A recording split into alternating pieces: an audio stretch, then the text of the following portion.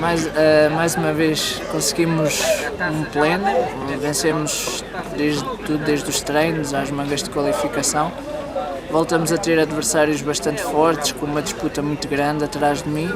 Felizmente conseguimos sempre arrancar bem, fazer a nossa corrida, preocupar-nos não demasiado com os adversários.